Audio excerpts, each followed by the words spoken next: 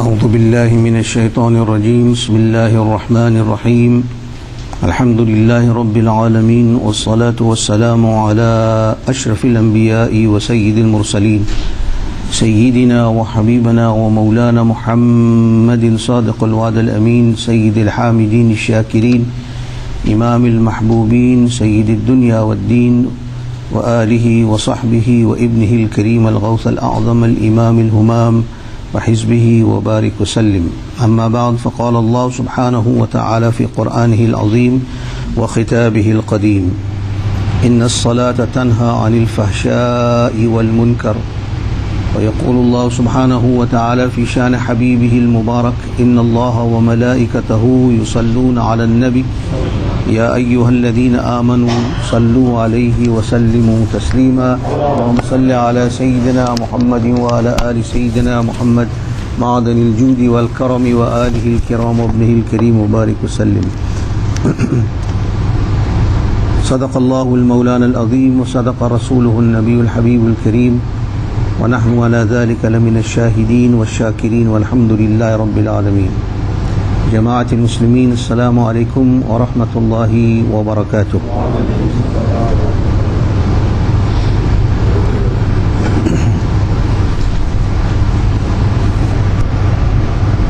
The religion of Islam is based on principles and pillars which has been divinely ordained by Allah subhanahu wa ta'ala. And reference to this, the great Sahaba, the Tabi'een and the Imams of Deen have given the example of placing or building, constructing a building on a foundation.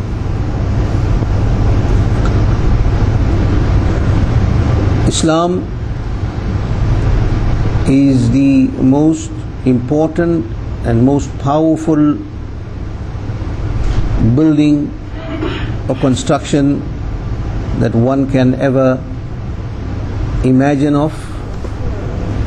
And being a Muslim, salvation lies on being obedient to Allah subhanahu wa ta'ala and the teachings of His beloved Habib Sayyidina wa Mawlana Rasulullah sallallahu alayhi wa sallam.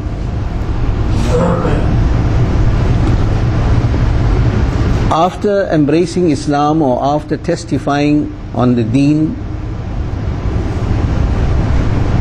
and reciting the Kalama and Shahada, which is the first and fundamental pillar of Islam, and after that important principle and important pillar, the second pillar of Islam is Salah. Namaz, you may call it ibadah, worship, and the special form of worship which is known as Salah. And Allah subhanahu wa ta'ala states in the Holy Quran, Inna salata tanha anil fahsha'i wal munkar.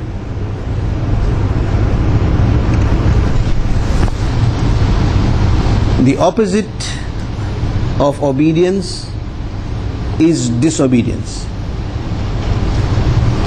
Whatever Allah subhanahu wa ta'ala orders you to do, if you don't do it, that is known as disobedience, contravening the divine code of law. Whatever Allah subhanahu wa ta'ala forbids you from, you don't abstain from it, and you do that which Allah forbids you. This is also known as disobedience.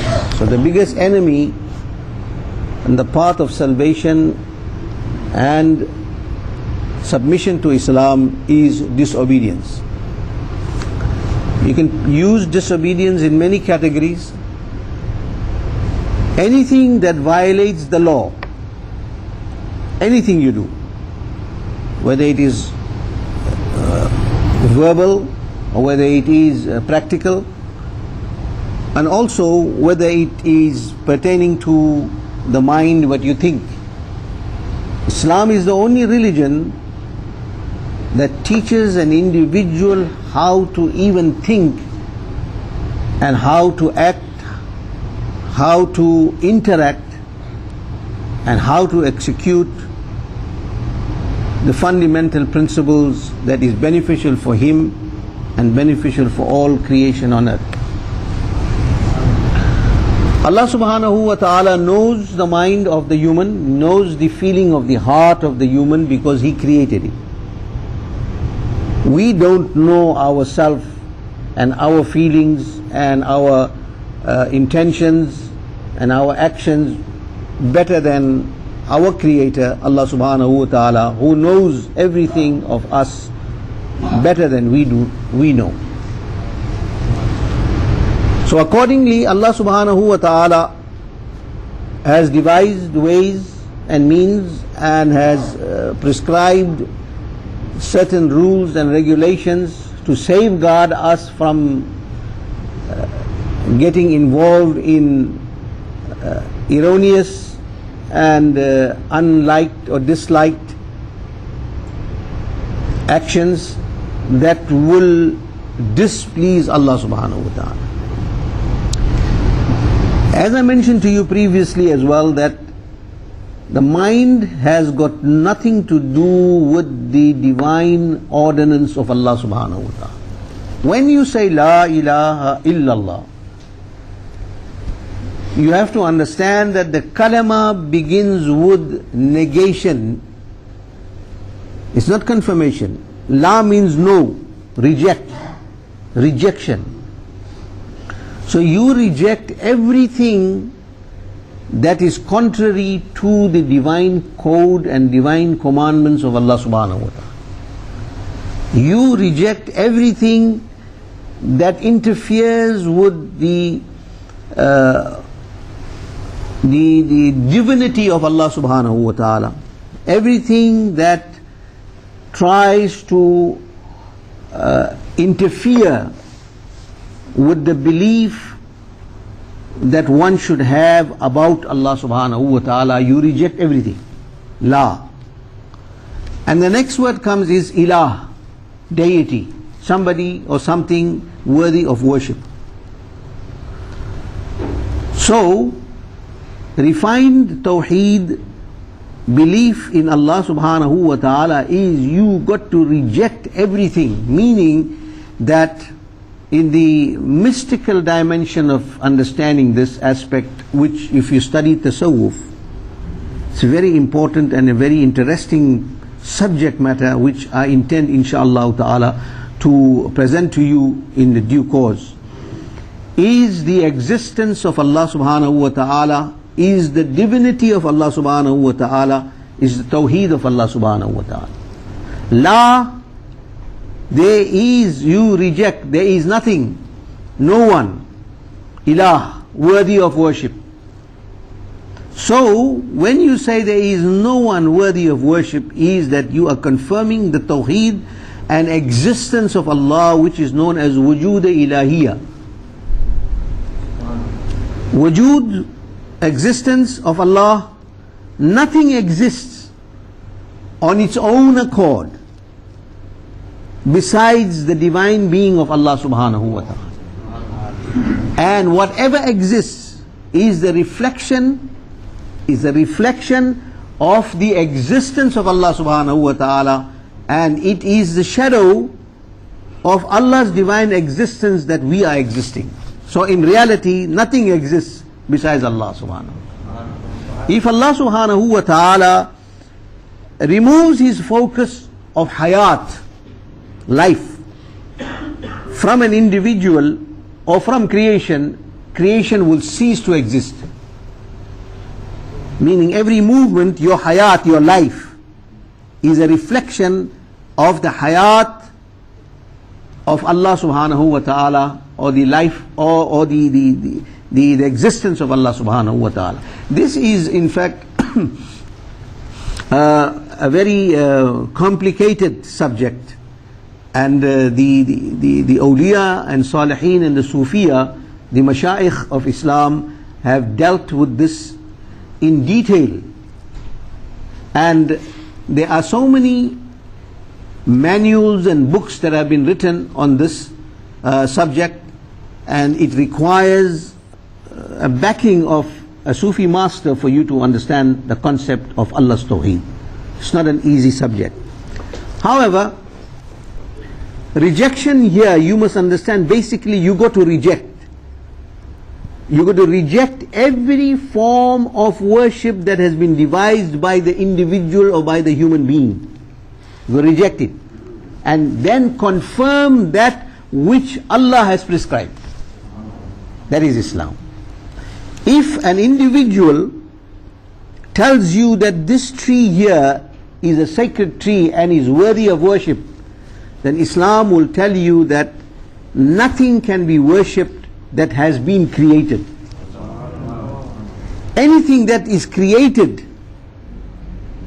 or anything that does not have the power of existing on its own accord, is not worthy of worship. It can be a tree, can be the moon, can be the star. All these are creation in the firmament of this universe, right? The moon, the sun, the stars, the earth, the water, the fire, all these are humanly created by the human, and anything that is created is not worthy of worship.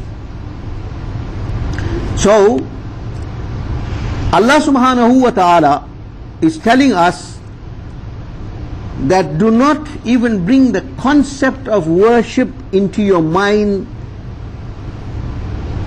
in regard to anything that Allah subhanahu wa ta'ala created, because everything that is created has to worship the Creator, and worship is exclusive to Allah subhanahu wa ta'ala and not His creation. Now at this junction and this point of worship, lots of individuals have misunderstood this concept, and they don't know the difference between worship and reverence. Reverence is not worship. Reverence is showing respect, showing honor. This is not the worship that is prescribed in Islam. Right. However, we will discuss this as we pass, as we progress, insha'Allah ta'ala. So Allah subhanahu wa ta'ala tells us that there is none worthy of worship. La ilaha. Illah means besides. Besides. Nothing is worthy of worship besides Allah Jalla Jalaluhu Amma Nawaluhu. So the concept of worship in Islam has to be understood that you are not allowed, or nothing is worthy of worship besides Allah. You are not allowed to worship any prophet. You are not allowed to worship any angel. You are not allowed to worship any human being, or any pious person, or any wali, or anyone for that matter. Anything that is the law, the basic fundamental theory and law of worship in Islam is that anything that has been created by Allah is not worthy of worship. That is, you have to understand that, and nobody can change that law. Why? La ilaha illallah Muhammadur Rasulullah sallallahu alayhi wasallam, and Muhammad sallallahu alayhi wasallam is the messenger of Allah. The first portion of the Tawheed, of the Kalama Tayyibah or Kalama of the Shahada, that when you embrace Islam, deals with Tawheed, the oneness and worship of Allah. The second portion, it deals with the Risala, prophethood, the messengership of Sayyidina wa Maulana Rasulullah sallallahu alayhi wasallam, that is linked with the reverence. First is ibadah, and the other one, the second portion, is the act of reverence, showing honor and respect. The highest form of worship, practical worship in Islam,